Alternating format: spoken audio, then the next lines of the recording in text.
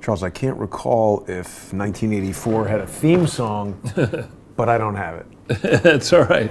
Big Stupid is watching, Charles.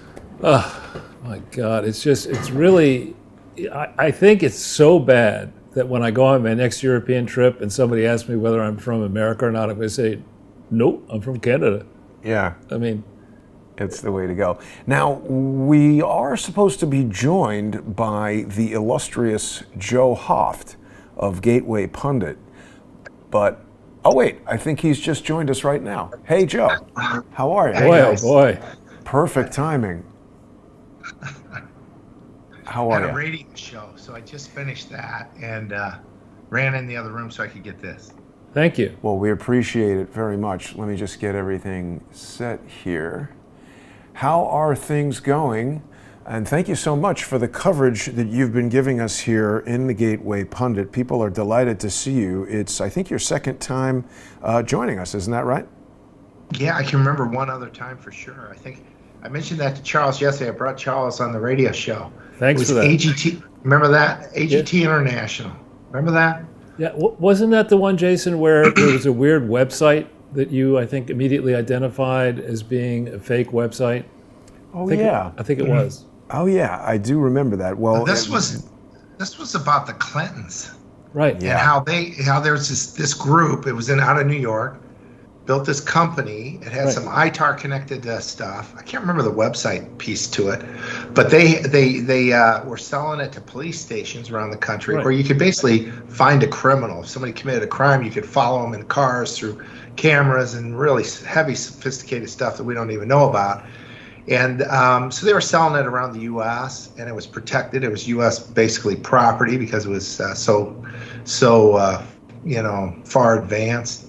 And then the Clintons got involved, and the owners that came in set up another company in Switzerland, renamed the product over there, and started selling it around the world.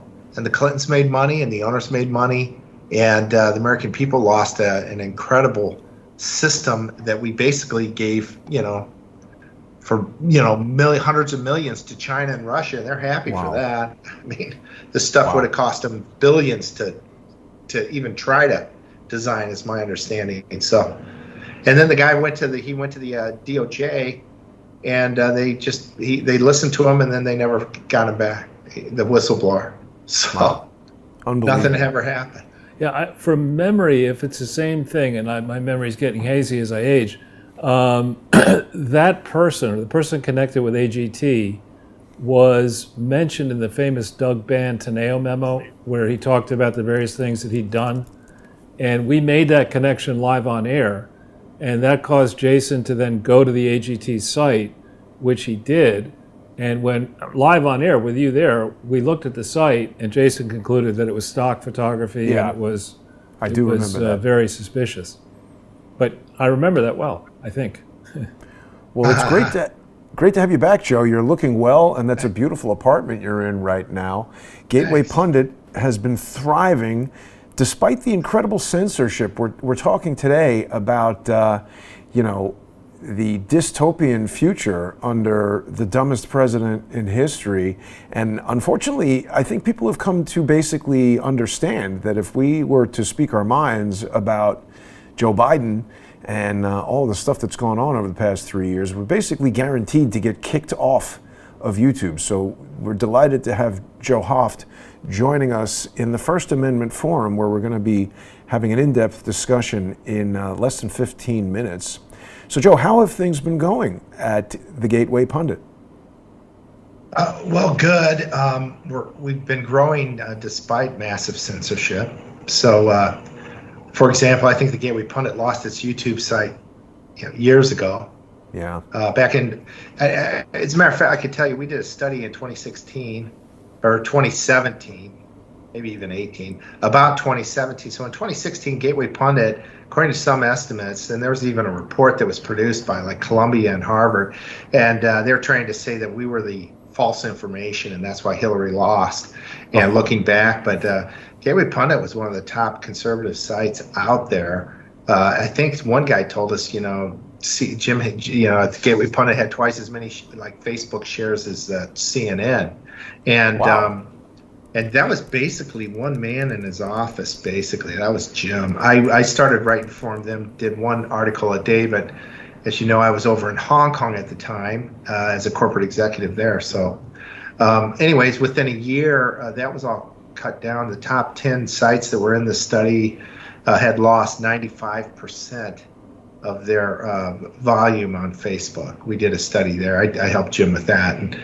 And you know, shocking. You'd hear Zuckerberg get in front of Congress and say, "No, we don't target conservatives." You obliterate them.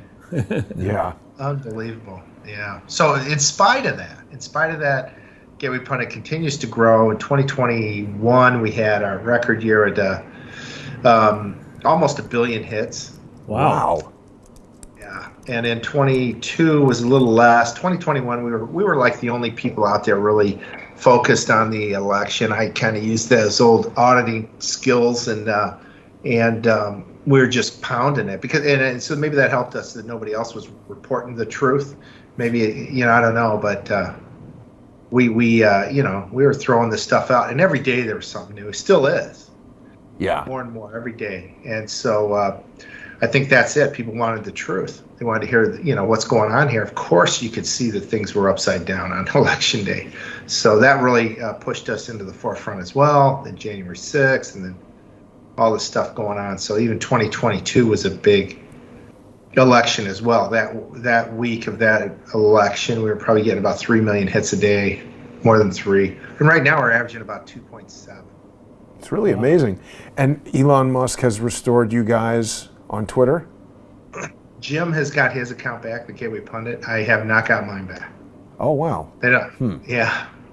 Well, it seems like he's not yet fully in control of what's going on at Twitter. I mean, he's had some of his own issues over the past couple of weeks. He was saying like, oh, the engagement is doing this or that. My account has been blocked. So there is still some stuff that needs to be ironed out on Twitter. Luckily, in just a few minutes when we're over on the First Amendment Forum, we can talk about all these things in detail. It's really stunning.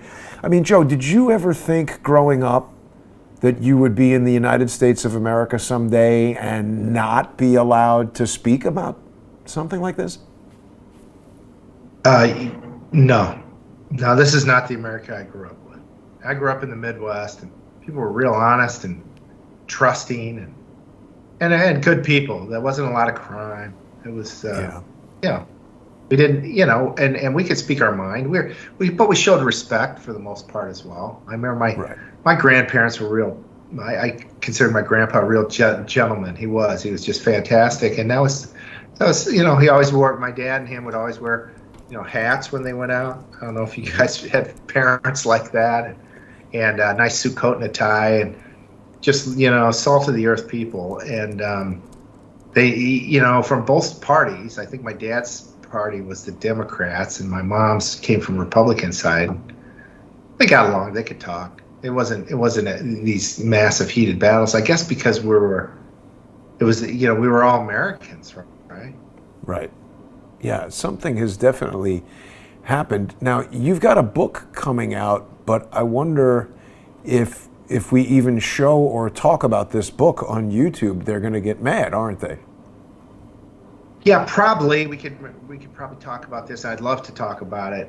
Really, I've written 2 books, and I've got a third one in progress, and they're about the 2020 election, and a lot of epiphanies as you step back and look back at that and some of the stuff. So yeah, there's my first book, and on the Steel 1, Steel 2. This is a personal book that I wrote, just kind of some personal stories there that loving, blessing, and being aware of God's grace. And then another book, more recent, was this In God We Trust, not Lying Liberal Lunatics. And that was really published during the Mueller years. And my first book was Falling Eagle, Rising Tigers. I wrote that in Hong Kong as I was seeing the things out in Asia that were working well. And Obama was the president at the time. And this was just solutions for the U.S. from Asia Pacific, about 10 things I noticed through my travels over there in various countries that, well, that's really smart. We should be doing that. So I've written 5 books now. I'm coming out with this Steel Volume 3 soon, I hope. And well, how do you do these books? I see they're on the Kindle edition. Or is it self-published or? Yeah, they're self-published. This first one, Falling Eagle, Rising Tigers, I had a publisher in Hong Kong assist, but it didn't. I think eventually, it didn't work out that well. It didn't do so well with him. So that's when I decided to self-publish. And these last couple of books have done really well. Great. So, yeah. Oh yeah, we can see the review numbers are going up. People are very interested, of course. So that's great. Yeah. People are going to look for that new book. When is the new book expected to be out? I'm hoping a couple months. We're into March now. Hopefully end of April, maybe sooner. And Joe, we wanted to thank you. You guys did a great piece. Gateway Pundit ran a piece on our interview with Cy Hirsch the other day. If people haven't seen that yet, they can still see it on Crowdsource the Truth 8, Crowdsource the Truth 9, Odyssey, Rumble, and the Gateway Pundit doing the story really boosted the views. Social engineers and other malicious people are trying to knock Crowdsource the Truth out. We no longer have access to the 120,000 subscribers we once did, but getting 14,000 people to see this Cy Hirsch interview, I think was really great, definitely helpful, and it was an important interview. Wonder what's going to happen with justice in terms of exploding that pipeline. Yeah, I don't know. That was a great interview, guys, by the way. Thank you. You tell me that number from 100,000 down to 3, it's just, it should be criminal. I just think, all because you're sharing the truth. You're allowing somebody to share their opinion of what happened based on, research and maybe some evidence. What's wrong with that? What's wrong? What's wrong with somebody getting up and saying something that's just the craziest thing you ever heard? I mean, really? I mean, we had National Enquirer as kids. Some of that stuff seemed pretty crazy. Maybe they were spot on. It seems like the longer we go, some of this stuff becomes the truth, right? But what's wrong with that? That's the American way, free speech. Well, indeed, Thomas Jefferson and others who, as I'm sure are responsible for the Bill of Rights. The speech that they intended to protect was the objectionable speech, the controversial speech, because the dogma and the propaganda of the official organs of state, they don't need any help protecting that speech. They're promoting that whether it's true or not. And Jefferson and the other educated founders, highly educated, whether self-educated or not, understood that it's the controversial views that the public needs to listen to. And if you suppress those views, what you're going to end up doing is increasing the potential for violence, because the people who want to criticize the government will be left with no option over time, some hotheads among them, to commit violent acts. So for a lot of smart reasons, that's why the Bill of Rights people, the founders, felt it was so important to have that strict freedom of speech standard. Congress shall make no law. One sec, I don't know what's going on. Some loud noise, I don't know. But we're just about 2 minutes away from being able to exercise our own freedom of speech in the First Amendment Forum. People are going to be able to join us on subscribestar.com/crowdsourcethetruth, patreon.com/crowdsourcethetruth, odyssey.com/@crowdsourcethetruth, and now on crowdsourcethetruth.substack.com. So people are going to be able to join us there, all of our viewers in the various formats.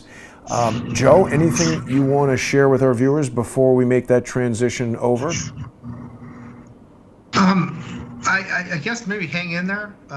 There's a lot of smart people out there that are on our side. I believe we're the majority. We're the massive majority. I don't think they'd be doing this if they had, if they had the power that they so much strive for. I think the lies only go so far, and as we continue to point out the lies, we end up winning, and we're massive. We're just massive. So don't give up hope. We've got, we're on the right side. We're on the side of truth, and we're much, much bigger than they are. So don't ever forget that. And we've got a lot of smart people on our side, and we can outsmart them. And because I think it's lazy to be corrupt, and ultimately, You're right.